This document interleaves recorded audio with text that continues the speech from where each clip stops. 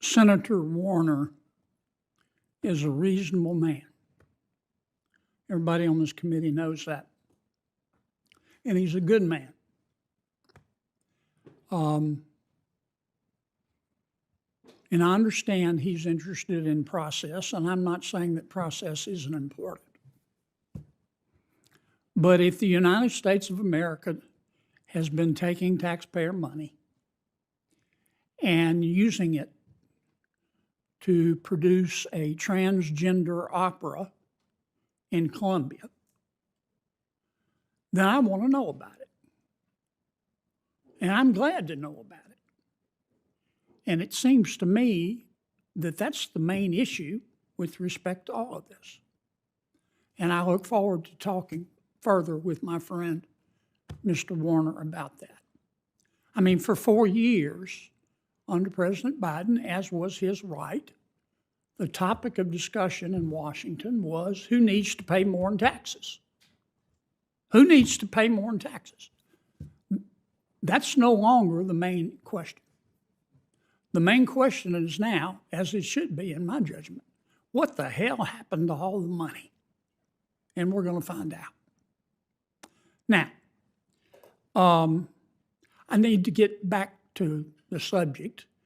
With the exception of Mr. Klein, whose testimony I enjoyed, I understand his position. He wants to let the CFPB run America's banks. And I appreciate that perspective, but Mr. Klein, it's not going to happen in your natural lifetime or mine. Now, let me turn to the other gentleman. What I hear Mr. McCauley, Mr. Ring, and Mr. Gannon saying is that some of America's banks have been discriminating, debanking customers because of their religious beliefs, because they support the Second Amendment, or because they hate fossil fuels.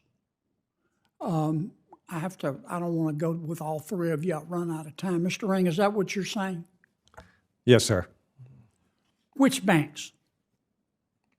Well, I think it's been publicly reported that Bank of America has certainly picked and choose winners. Who else? I think Chase Bank has. Who else? I think Citibank has. Who else? I think Key Bank has. Who else? I'm going to probably run out of names pretty soon, but I think the mega banks are. Old Glory Bank is not, of course.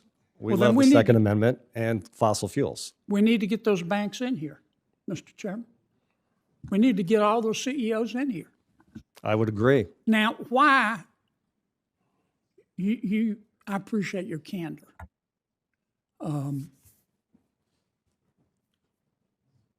Why do you think, are banks doing this because they're scared of the regulators? Or are they doing this because the people running the banks are prosecuting their political beliefs? I mean, when a bank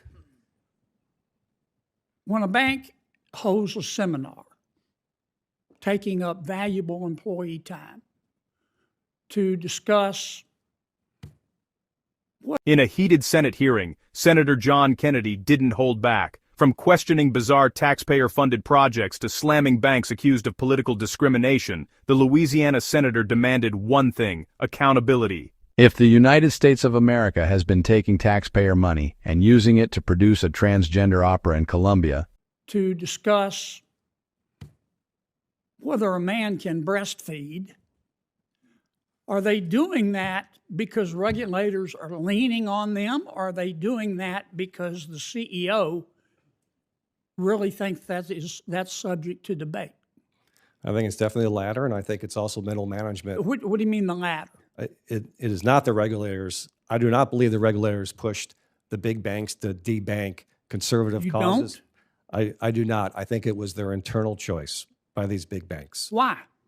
Well, why? The same reason why big tech pick and choose winners. I think big banks pick and choose winners that they care about, and that's why we need a market solution, because you can't regulate that type of behavior without having unintended consequences. And now every time you get a customer application, you've got to fill out 5 forms as to why you did or did not pick that customer. So you think that that's the management of these banks that are just